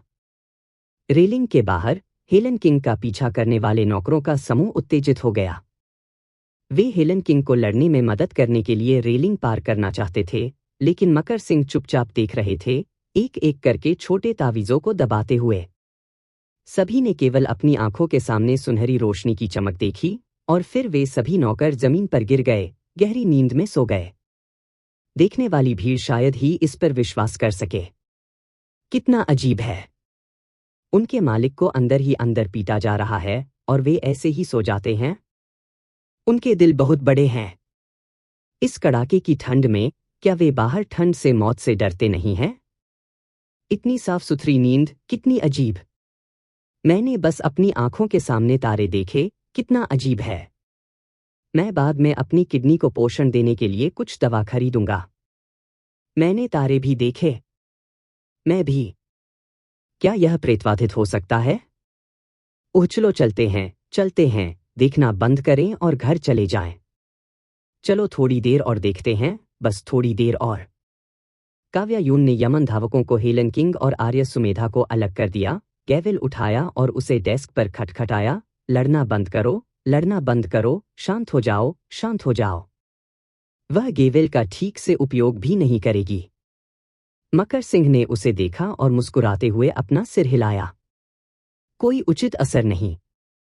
हेलन किंग ने ध्यान नहीं दिया था कि उसके सभी नौकर सो गए थे। वह अब हैरान था कि मजिस्ट्रेट चहल वास्तव में पक्ष ले रहे थे। उसने मजिस्ट्रेट चहल की ओर देखा और कहा, डैरेन, इससे तुम्हारा क्या मतलब है? उनके स्वर में पहले से ही खतरे का संकेत था। जल्दबाजी मत करो, पहले शिकायत देखो। काव्यायु ने कहा और अपना हाथ बढ़ाया। आर्य सुमेधा ने शिकायत निकाली जो उसे एक यमन धावक द्वारा प्रस्तुत की गई थी।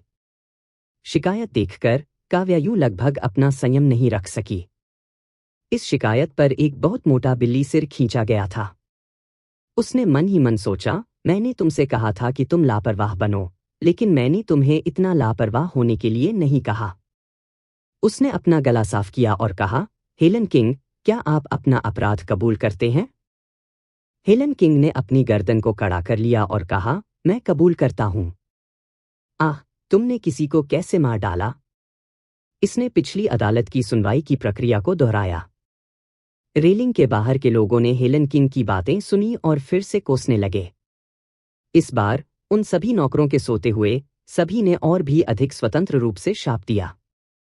सीली ने आश्चर्य से सुना, उसका मन लगातार एक ही विचार से भर गया, आप इस तरह शाप दे सकते हैं? कबूल करने के बाद हेलन किंग ने मजिस्ट्रेट चहल पर मजाक उड़ाते हुए देखा और कहा, मैंने अपना अपराध कबूल कर लिया है। डेरेन, आप मुझे कैसे सजा देने की योजना बना रहे हैं? काव्यायु ने अपने बगल में कानूनी सलाहकार की ओर देखा और पूछा, हमारे राजवंश के कानूनों के अनुसार क्या किया जाना चाहिए? कानूनी सलाहकार को लगा कि आज माहौल अलग लग रहा है। उसने ध्यान से सोचा और सावधानी से कहा, जानबूझकर हत्या के लिए फांसी से मौत की सजा होनी चाहिए। यदि परिस्थितियां कम हो रही हैं तो इसे तदनुसार कम किया जा सकता है।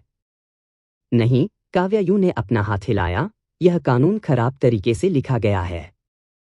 हेलन किंग की अभिव्यक्ति शिथिल हो गई और उसके चेहरे पर एक विजयी मुस्कान दिखाई दी। उन्होंने मजिस्ट्रेट चहल से कहा, आप समझदार हो रहे हैं। बोलने के बाद उन्होंने अपने बगल में नमन कुमार मांझी को उत्तेजक दृष्टि से देखा। कानूनी सलाहकार ने मजिस्ट्रेट चहल को प्रणाम किया और कहा, फिर डेरेन को कैसे लगता है कि इसका न्याय किया जाना चाहिए? काव्यायून ने कहा, मेरी राय में चूंकि उसने किसी को पीट पीट कर मार डाला है, इसलिए उसे दूसरों द्वारा पीट पीट कर मार डालना चाहिए। यह एक वाक्य एक बर्फ के टुकड़े को उबलते तेल के पैन में फेंकने जैसा था, यह तुरंत फट गया। कानूनी सलाहकार अवाक था, यमन धावक चौंक गए और देखने वाली भीड़ दंग रह गई। हेलन किंग ऐसा लग रहा था जैसे उसने एक भूत देखा हो, मजिस्ट्रेट चहल के चेहरे को घूर रहा हो। एक पल की स्तब्धता के बाद उन्होंने कहा, संकल्प, क्या तुम पागल हो गए हो? तुम्हारी हिम्मत कैसे हुई? अदालत में दहाड़ने और अदालत के अधिकारी का अपमान करने के लिए कोई उसे मेरे लिए बांध दो। यमन धावकों ने एक दूसरे को देखा, भ्रमित और भयभीत होकर, और किसी ने हिलने की हिम्मत नहीं की। ये यमन धावक पीढ़ियों से मिंगलियांग शहर में रह रहे थे। इससे कोई फर्क नहीं पड़ता कि मजिस्ट्रेट कौन आया था, इससे उनके जीवन पर कोई असर नहीं पड़ा, इसलिए उन्हें दूसरे क्षेत्र के एक अधिकारी मजिस्ट्रेट चहल के प्रति अधिक वफादारी दिखाना मुश्किल लगा। मजिस्ट्रेट ने उन्हें आम लोगों को धमकाने के लिए कहा, कुछ ऐसा था जिसे करने में वे स्वाभाविक रूप से खुश थे, लेकिन हेलन किंग जैसा कोई व्यक्ति जो हिम्मत करेगा। हेलन किंग मुस्कुराए और मजिस्ट्रेट चहल की ओर उत्तेजक दृष्टि से देखा, कहा, डेरेन, तुम मुझे खुद क्यों नहीं बांधते? ठीक है, चूंकि आपने ऐसा अनुरोध किया है, मैं इसे पूरा करूंगा। काव्यायु ने कहा, हॉल से नीचे चलते हुए, एक हाथ से रस्सी उठाते हुए, और वास्तव में हेलन किंग को बांधने जा रहा था, जिससे सभी स्तब्ध रह गए।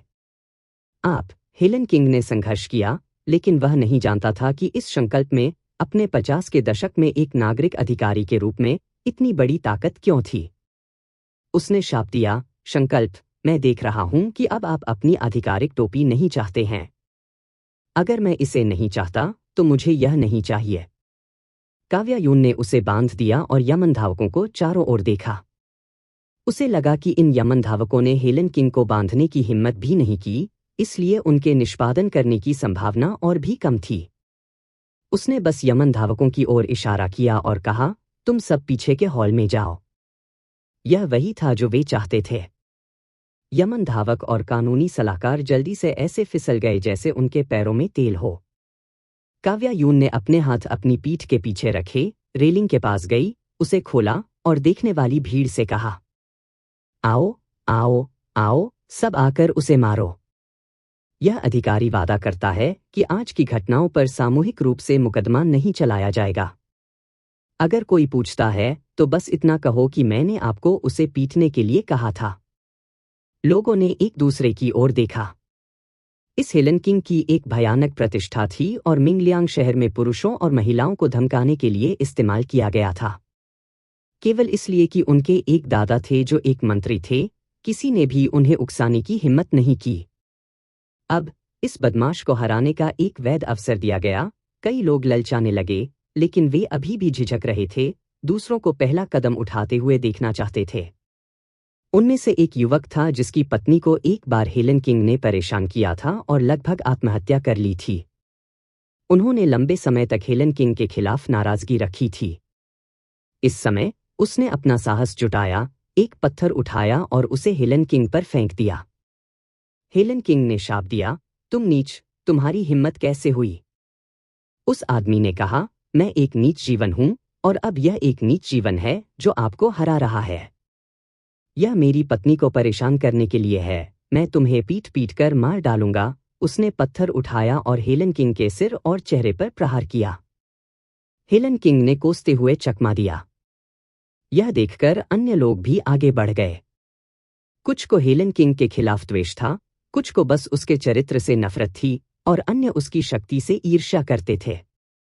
उनके कारणों के बावजूद भीड़ अब उत्तेजित हो गई थी और सभी ने एक साथ अभिनय करते हुए अपने साहस को 10 गुना मजबूत बना दिया। हेलन किंग अभी भी पहले कुछ शब्दों को कोस सकता था, लेकिन बाद में केवल चिल्ला सकता था और दया की भीख मांग सकता था। बाद में भी दया के लिए कोई और चीखें या गुहार नहीं आई। मजिस्ट्रेट चहल अस्तबल से बाहर निकले, उनका चेहरा अभी भी भूसे से ढका हुआ था। दौड़ते ही उसने शाप दिया, उनकी हिम्मत कैसे हुई? कोई आता है। किसी ने वास्तव में इस अधिकारी पर घात लगाकर हमला किया, उन्हें गिरफ्तार करें। उसे किसी अज्ञात व्यक्ति द्वारा बांध दिया गया था, मुंह बंद कर दिया गया था और अस्तबल में छिपा दिया गया था। अभी अभी वहां से गुजर रहे एक स्थिर हाथ ने हंगामा सुना और उसे बचा लिया। पीछे के हॉल में यमन धावकों ने मजिस्ट्रेट चहल को उस दिशा से भागते हुए देखा और ऐसा लग रहा था जैसे उन्होंने कोई भूत देखा हो। मेरे प्रभु, क्या आप अदालत का संचालन नहीं कर रहे थे? बकवास! अदालत का संचालन कौन कर रहा था? तुम थे। आपने कहा था कि आप यंग मास्टर हेलन को पीट पीट कर मार डालना चाहते थे। आपने हम सभी को पीछे हटने के लिए कहा, अब 2 घंटे हो गए हैं। आपने क्या कहा? मुख्य हॉल में भागते ही मजिस्ट्रेट चहल का चेहरा साफ हो गया। मुख्य हॉल पहले से ही लोगों से खाली था, अच्छी तरह से, जीवित लोगों से खाली। एक पूरी तरह से मृत हेलन किंग था। कुछ ही दूरी पर नौकरों का एक समूह अस्तव्यस्त अवस्था में सो रहा था। मजिस्ट्रेट चहल ने हेलन किंग की लाश देखी और उसके पैर कमजोर हो गए, जमीन पर गिर गए। वह कांपते हुए हेलन किंग की सांस की जांच करने के लिए आगे बढ़ा, कहाँ कोई सांस बची थी? शरीर पहले से ही ठंडा होने लगा था। यह खत्म हो गया है, सब खत्म हो गया है। मजिस्ट्रेट चहल वहीं अवाक बैठे रहे और बार बार बुदबुदाते रहे, सब खत्म हो गया। उसने हेलन किंग की लाश को ढकने वाले कागज का एक टुकड़ा देखा और उत्सुकता से उसे देखने के लिए उठाया। कागज पर 5 बड़े अक्षर लिखे गए थे। हत्यारा काव्या यूं है। काव्या यूं, अमर लेडी यून। मजिस्ट्रेट चहल ने नोट को देखा, एक ही समय में रो रहे थे और हंस रहे थे, उनका चेहरा आंसुओं से ढक गया था। अंत में उसने कागज को लाश के चेहरे पर थप्पड़ मारा और नफरत से शाप दिया, आपकी सही सेवा करता है। आर्य सुमेधा सड़क के कोने पर खड़ी थी, एक शराब का जार पकड़े हुए, अपना सिर पीछे झुकाया और शराब का एक बड़ा घूंट लेते हुए कहा, संतोषजनक। यह वह जीवन था जो वह चाहता था, एक शूरवीर नायक होने के नाते, स्वतंत्र रूप से द्वेष को निपटाना, करीबी दोस्तों और साथियों के साथ, दिल से पीना। उनमें से कुछ अब आलसी लोगों के समूह की तरह सड़क के कोने पर खड़े थे, शराब के जार पकड़े हुए थे और बातें करते हुए शराब पी रहे थे। रोशनी के पास एपेटाइजर के रूप में तली हुई छोटी मछली का एक बैग भी था। मिंगलियांग शहर में रात काफी समृद्ध थी, कई घरों में रोशनी और दुकानें सड़क के किनारे लालटेन लटकाई हुई थीं, पूरी सड़क को एक लंबे अजगर की तरह सजाया गया था। रोशिनी ने एक छोटी तली हुई मछली उठाई और कहा, यह संतोषजनक था, लेकिन हेलन किंग भी अब मर चुका है। हमारी पिछली योजना बर्बाद हो गई है। अब हम सिस्टर मुयू को बच्चा पैदा करने में कैसे मदद कर सकते हैं? मैंने तुमसे कहा था, दूसरों के मामलों में दखल देने से किसी की किस्मत बदल सकती है। काव्यायु ने एक हाथ में शराब का जार पकड़ रखा और अपनी ठुड्डी को ऊपर उठा लिया। दूसरों ने उसकी ठुड्डी की ओर इशारा करते हुए देखा। वर्षा एक पेड़ के नीचे खड़ी थी, मुस्कुरा रही थी और उसने रेहाना की ओर हाथ बढ़ाया और उसे अपनी हथेली में पड़ा 100 बीज दिखाया। उसकी आवाज अभी भी नरम थी। रेहाना, क्या तुम मुझे एक बच्चा दे सकती हो? रेहाना दंग रह गई। क्या तुम मुझे नीच और गंदा नहीं पाते? वर्षा ने सिर हिलाया। मैं देख सकता हूं कि आप सबसे महान और सबसे साफ व्यक्ति हैं। रेहाना अपने आंसुओं के माध्यम से मुस्कुराई। अच्छा, अच्छा। वर्षा द्वारा रक्त एकत्र करने के बाद काव्यायून को पता चला कि रक्त की इन 2 बूंदों को 100 बीज में 20 वर्षों तक संग्रहित किया जा सकता है। जब तक उन्हें 20 साल के भीतर सही विधि के अनुसार लगाया जाता है, तब तक वे बच्चों का पालन पोषण कर सकते हैं। काव्यायून को यह काफी दिलचस्प लगा और उसने मन ही मन सोचा कि अगर उसे भविष्य में मौका मिला तो उसे खेलने के लिए 100 बीज मिल सकता है। रेहाना ने सुरभि टावर से खुद को छुड़ाने के बाद उन्हें विदाई देने आई। काव्यायु ने पूछा, आप आगे कहाँ जाने की योजना बना रहे हैं? मुझे नहीं पता। रेहाना ने अपना सिर हिलाया और उदास होकर जवाब दिया, मेरे पिता को पहले ही मार दिया जा चुका है और मेरी माँ ने उस दिन फांसी लगा ली थी जिस दिन हमारी पारिवारिक संपत्ति जब्त की गई थी। इस दुनिया में मेरा कोई रिश्तेदार नहीं है। दुनिया इतनी विशाल है, फिर भी मुझे नहीं पता कि मेरा घर कहाँ है। काव्यायून ने एक पल के लिए सोचा और कहा, मैं देखता हूं कि आपके पास अच्छे चरित्र हैं और आप खेती के लिए बहुत उपयुक्त हैं। लेकिन मुझे खेती करने के लिए कहाँ जाना चाहिए? काव्यायु को हिमालय संप्रदाय में शामिल होने में कोई आपत्ति नहीं होगी, लेकिन अब हिमालय पर्वत पर पुराना मंदिर खाली था और जाहिर तौर पर यह उचित नहीं होगा कि रेहाना उनके लिए इसकी देखभाल करने के लिए वहां जाए। वह रेहाना को सड़क पर भी नहीं ले जा सकती थी, क्योंकि आगे का रास्ता खतरनाक था। काव्यायु की कठिनाई को देखते हुए मकर सिंह ने कहा, वह सूर्य पुष्प संप्रदाय में जा सकती है या मैं उसे अन्य संप्रदायों में भी सिफारिश कर सकता हूं। कौन से संप्रदाय? कोई भी संप्रदाय करेगा। काव्यायु हंसे, लगभग भूल गई कि मकर सिंह अब सूर्य पुष्प संप्रदाय का संप्रदाय नेता था। उनकी सिफारिश के साथ शायद कोई संप्रदाय नहीं था जो उन्हें चेहरा देने से इनकार करेगा। इस प्रकार सभी ने वर्तमान मुख्यधारा के कई दाववादी संप्रदायों को रेहाना से परिचित कराया। रेहाना कुछ समय के लिए अपना मन नहीं बना सकी, इसलिए मकर सिंह ने बस एक साथ कई सिफारिश पत्र लिखे, जिससे वह धीरे धीरे चयन कर सके। सभी ने रेहाना को अलविदा कहा और वर्षा का पीछा करने के लिए शेनले वैली की तैयारी करने के लिए अपना सामान पैक किया। मिंगलियांग शहर छोड़ने से पहले वर्षा एक बार फिर टी हाउस गई और अमर लेडी यून के बारे में एक कहानी को सुस्त दिलचस्पी के साथ सुना, जो गुस्से में ब्राइट मून टॉवर को शांत कर रही थी। काव्यायु ने कहानीकार की बात सुनी, आसमान में उसकी प्रशंसा की और इतनी शर्मिंदा महसूस की कि वह मेज को खरोंचना चाहती थी। चाय संरक्षकों के अनुसार अमर लेडी यून हाल ही में मिंगलियांग शहर में आई थी, कई भूतिया घटनाएं पैदा की थीं और अंत में शहर के अत्याचारी हेलन किंग को डिजाइन और निष्पादित किया, जो वास्तव में लोगों के दिलों को संतोषजनक था। कहानीकार तत्काल इस कहानी को चमकाने के लिए किसी की तलाश कर रहा था और यह शायद जल्द ही प्रकाशित होगा। काव्यायु शर्मिंदा महसूस कर रही थी, लेकिन कुछ हद तक राहत भी महसूस कर रही थी, यह सोचकर कि वे शायद मकर सिंह के बारे में कहानी नहीं बताएंगे जो अपने आदिम यांग की पेशकश कर रहे थे। अमर महिला के बारे में चाय संरक्षकों की बातचीत के बीच गपशप का एक टुकड़ा भी मिलाया गया था। कहा गया कि मिंगलियांग शहर के बाहरी इलाके में डकैती हुई थी।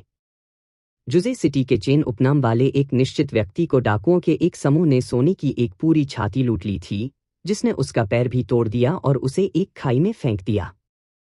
सौभाग्य से उन्हें गुजरने वाले व्यापारियों द्वारा बचा लिया गया। जब व्यापारियों ने इस व्यक्ति को पाया तो वह अपना पैर पकड़कर रो रहा था, चिल्ला रहा था, राजनंदिनी, मुझे पता है कि मैं गलत था।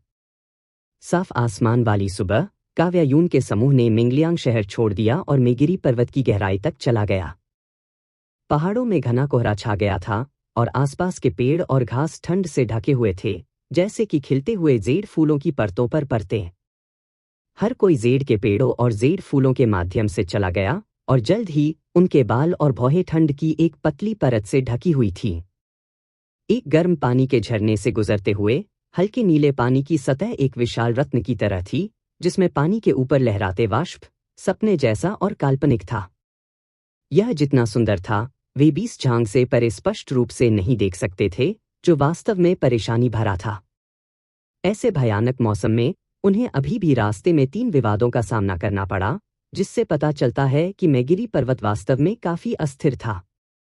चूंकि समूह जल्दी में था, इसलिए वे उत्साह देखने के लिए नहीं रुके, जो एक छोटा सा अफसोस था। काव्या यून एक बात के बारे में काफी उत्सुक थी। सामान्य लोग आसानी से पहाड़ों में चलते हुए खो जाते थे, एक अंधे व्यक्ति की तो बात ही छोड़ दें।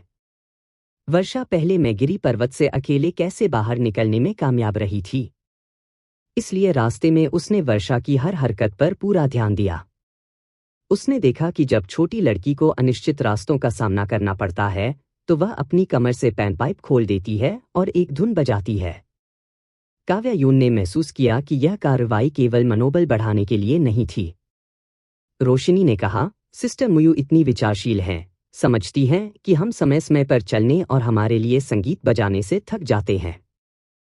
मकर सिंह, क्या आपको भी संगीत बजाना नहीं आता? आप सिस्टर मुयू के लिए एक टुकड़ा क्यों नहीं खेलते? मकर सिंह बोलने ही वाले थे कि वर्षा ने कहा आह और कहा, मैं मनोरंजन के लिए नहीं खेल रही हूं। तो फिर आपका उद्देश्य क्या है? मैं संगीत की गूंज के आधार पर पहाड़ों के आकार का न्याय करता हूं, जिससे हमारा स्थान निर्धारित होता है, इसलिए मुझे पता है कि किस रास्ते पर जाना है। काव्या यून ने अपनी भौहें ऊपर उठाईं। मौन का यह तरीका काफी दिलचस्प था। लेकिन मकर सिंह फिर भी बोले, क्योंकि उन्हें एक और मामला संबोधित करना था। बहन मुयू, मैं तुम्हारी आंखों को ठीक कर सकता हूं।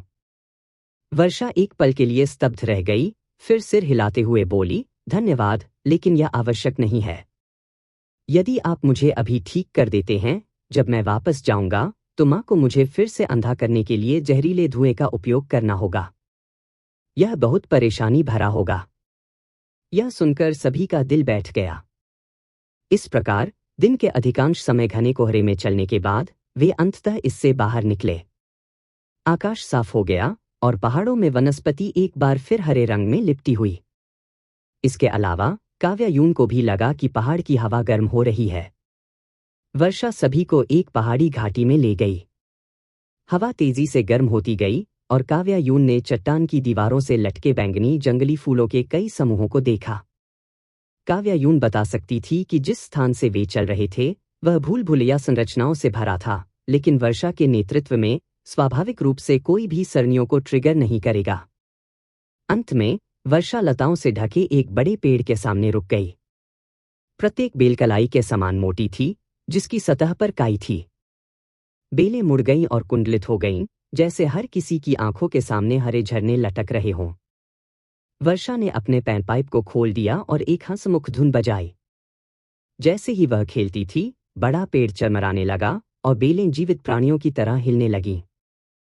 बहुत पहले कलाई की मोटी लताएं सभी मुड़ गईं, जिससे लगभग आधा झांग चौड़ा एक पहाड़ी द्वार दिखाई दिया।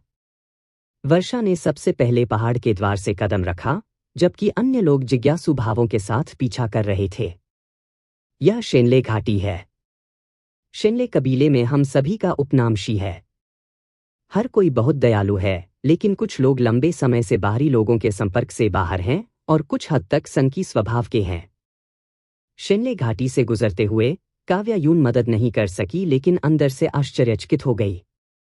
यह प्राचीन कबीला वास्तव में जानता था कि स्थानों का चयन कैसे किया जाता है। यहाँ की आध्यात्मिक ऊर्जा बहुत समृद्ध थी। इस तरह की फेंग शुई खजाने की भूमि और मैगिरी पर्वत में इन सभी वर्षों में क्या कोई भी इस क्षेत्र पर कब्जा करने के लिए नहीं आया था? मकर सिंह ने चतुराई से कहा, क्या आप इस बात से चिंतित नहीं हैं कि लोग गलती से शेनले घाटी में घुस जाते हैं? बाहर भूल भुलैया संरचनाएं हैं। अभी, क्योंकि मैं आपको आगे बढ़ा रहा था, हमने सरणियों को ट्रिगर नहीं किया। यहाँ तक कि अगर कोई भूल भुलैया संरचनाओं के माध्यम से टूट गया तो 4 प्रवेश द्वारों और निकासों को छोड़कर शेनले घाटी में हर जगह बाधाएं स्थापित की जाती हैं। चारों प्रवेश द्वार सभी पेड़ की आत्माओं द्वारा संरक्षित हैं, इसलिए आम लोग प्रवेश नहीं कर सकते। यहाँ तक कि अगर कोई शेनले घाटी में अपना रास्ता बनाना चाहता था तो हम शेनले कबीले के सदस्य भी पुशओवर नहीं हैं। और मैंने अपनी माँ से सुना कि वर्षा ने यहाँ अपनी आवाज कम कर दी, उसका स्वर काफी रहस्यमय था। हमारी शेनले घाटी में देवी दिव्या द्वारा निर्धारित संरचनाएं हैं। हर बार शेनले वैली अपना स्थान बदलती है। सीली को यह कुछ हद तक अविश्वसनीय लगा। पूरी शेनले घाटी? हाँ, लेकिन मेरे जन्म के बाद से यह नहीं चला है, इसलिए मुझे नहीं पता कि यह सच है या नहीं। काव्या यूं गुप्त रूप से आश्चर्यचकित हो गई। ऐसी अपार शक्ति वास्तव में एक देवता की योग्य थी। रोशिनी ने कहा, क्या वे बेले पेड़ की आत्माओं के बाहर थीं? उन्होंने हमसे बात क्यों नहीं की? वर्षा ने हंसते हुए कहा, दुनिया में अनगिनत आत्माएं हैं, लेकिन जो भाई सीली की तरह महान आत्माएं बनने के लिए खेती कर सकते हैं, वे वास्तव में 10,000 में से एक हैं। पहाड़ के द्वार पर पेड़ की आत्मा अभी तक बोल नहीं सकती। यदि यह अधिक बुद्धि विकसित करता है तो यह शायद भाग जाएगा। समूह ने बातचीत की और चलते समय हंसे जब उन्होंने अचानक किसी को मदद करो चिल्लाते हुए सुना। सभी ने एक दूसरे को देखा और आवाज का अनुसरण किया। बीजों से भरे घास के गुच्छों को पार करते हुए आगे एक घना जंगल था। जैसे जैसे वे करीब आए, आवाज स्पष्ट होती गई। यह एक स्पष्ट, उज्ज्वल पुरुष आवाज थी। मदद! कृपया पहले मुझे निराश करें, ठीक है? इस तरह लटकने से किसी की मौत हो जाएगी। मुझे बहुत चक्कर आ रहा है, कोई मरने वाला है। वर्षा ने कहा, कुछ अनिश्चित रूप से, भाई किंगशांग।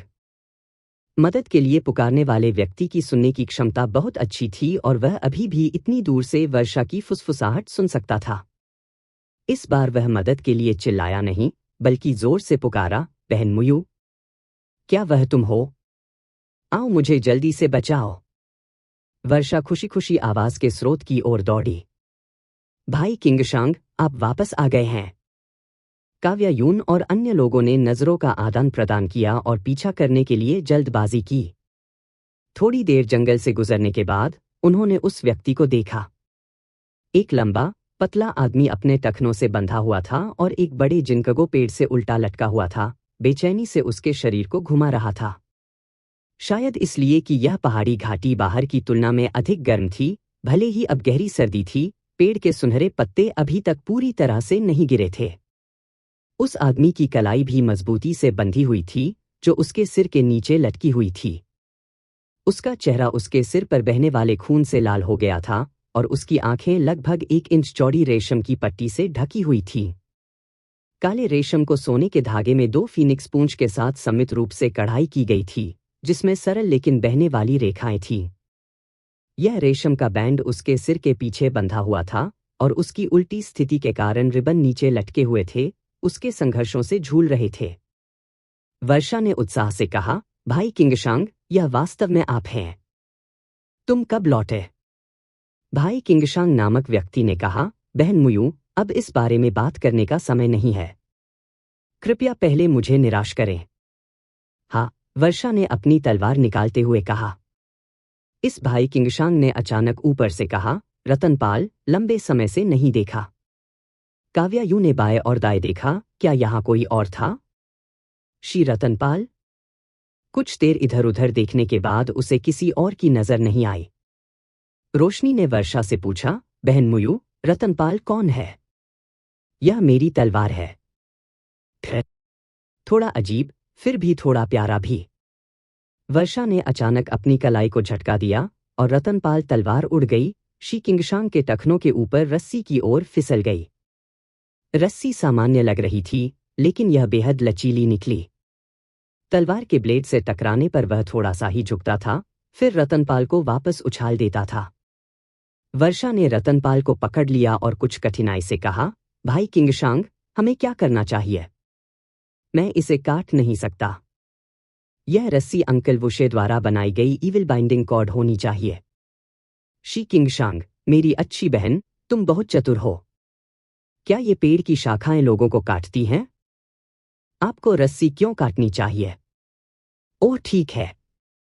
वर्षा रतनपाल को फिर से सक्रिय करने वाली थी कि काव्यायूं, जिसने लंबे समय से अपनी तलवार नहीं खींची थी और बेचैन महसूस कर रही थी, ने कहा, मुझे जाने दो। इसके बाद उसने 100 साल के दुख को आकर्षित किया। एक स्पष्ट अंगूठी के साथ 100 साल के दुख ने अपना म्यान छोड़ दिया और ऊपर शिकिंगशांग इस ध्वनि को सुनकर प्रशंसा करने से खुद को नहीं रोक सका, अच्छी तलवार।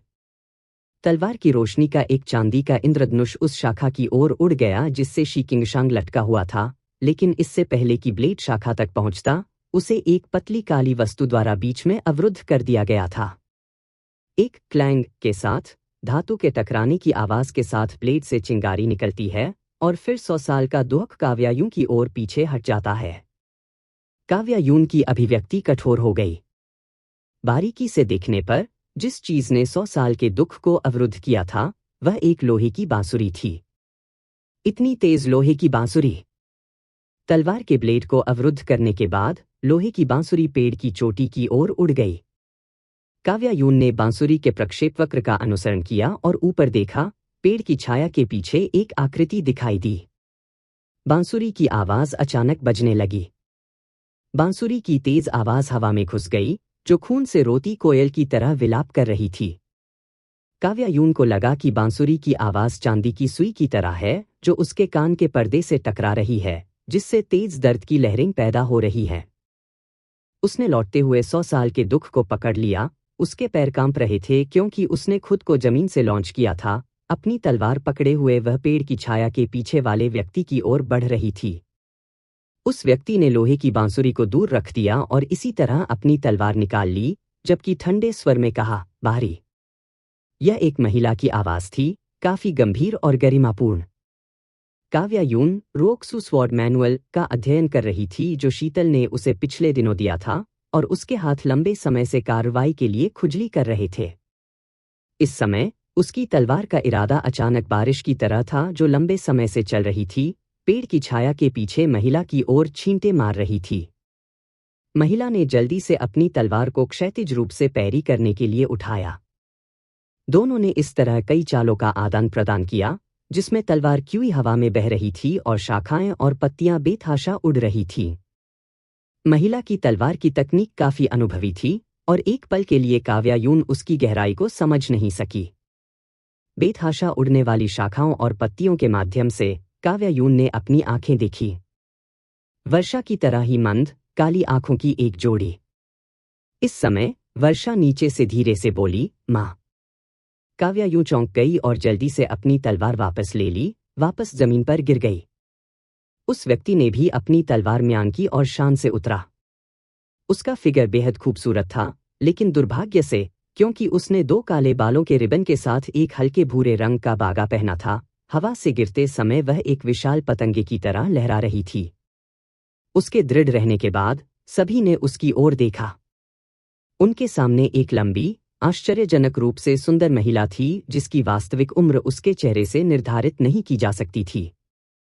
उसके कपड़े और रूप वर्षा की तरह कुछ अस्तव्यस्त थे। उसकी आंखें वर्षा की तरह धुंधली और अस्पष्ट थीं, दोनों आंखें बिना हिले डुले घूर रही थीं। उसने ठंडे भाव से सभी का सामना किया। हालांकि उसकी आंखें नहीं देख सकती थीं, ऐसा लग रहा था कि उसने काव्यायूं और अन्य लोगों को देखा है। फिर वर्षा से कहते हुए उसका चेहरा काला पड़ गया। तुम्हारे जाने से पहले मैंने तुमसे क्या कहा था? मैंने आपको शेनले कबीले के मामलों के बारे में बाहरी लोगों को बताने से मना किया था, और इससे भी अधिक बाहरी लोगों को शेनले घाटी में लाने से। यह कैसे है कि आप सभी मेरे शब्दों को ऐसा मानते हैं जैसे कि वे आपके कानों के पास से हवा थे? वर्षा ने सावधानी से अपने होठों को एक साथ दबाया और वापस बात करने की हिम्मत नहीं की। काव्यायूं ने अपने हाथों को खूबसूरत महिला की ओर बढ़ाया और कहा, नमस्कार, वरिष्ठ। हम छोटी बहन मुयू के दोस्त हैं। खूबसूरत महिला ने भौहें सिकोड़ लीं और ठंडे स्वर में कहा, हमारा कबीला कभी बाहरी लोगों से दोस्ती नहीं करता। कृपया इस जगह को छोड़ दें। काव्यायूं को उम्मीद नहीं थी कि वह इतनी क्षमाशील होगी और केवल यह समझाने के लिए खुद को तैयार कर सकती थी, वरिष्ठ, हमारा वास्तव में कोई नुकसान नहीं है। यदि आप शिनले घाटी में रहने पर जोर देते हैं तो हमारी घाटी के नियमों का पालन करें और अपनी आंखें अंधी कर लें। काव्या यूं को अचानक समझ में आ गया। ऐसा लग रहा था कि शिनले घाटी में हर कोई अंधा था और अधिकांश ने सक्रिय रूप से खुद को अंधा कर लिया था या रिश्तेदारों द्वारा ऐसा किया था। यह वास्तव में भी था।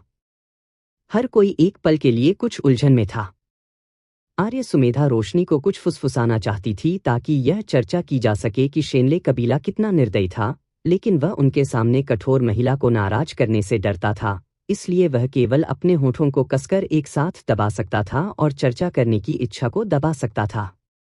उसने रोशनी की ओर देखा और देखा कि वह अपने होठों पर चुटकी ले रही थी। उसके ऊपरी और निचले होंठ एक जंगली कार्प की तरह एक साथ दब गए थे। वह बता सकता था कि चर्चा करने की उसकी इच्छा उससे भी अधिक मजबूत थी। काव्या यून ने खुद को स्थिर किया और कहा, वरिष्ठ, हम केवल कुछ पूछताछ करने के लिए शेनले घाटी आए थे। हम पूछना समाप्त करने के बाद चले जाएंगे और आपको परेशान नहीं करेंगे। ओह, आप किस बारे में पूछताछ करना चाहते हैं? हम मनोज प्रसन्ना विहान का पता जानना चाहते हैं। दूसरे पक्ष ने बिना सोचे समझे उत्तर दिया, पता नहीं। कृपया चले जाएं। काव्या यूं को नहीं पता था कि क्यों, लेकिन उसके अंतर्ज्ञान ने उसे बताया कि यह व्यक्ति झूठ बोल रहा था। लेकिन अगर वह मनोज प्रसन्ना के बारे में जानती भी थी तो क्या?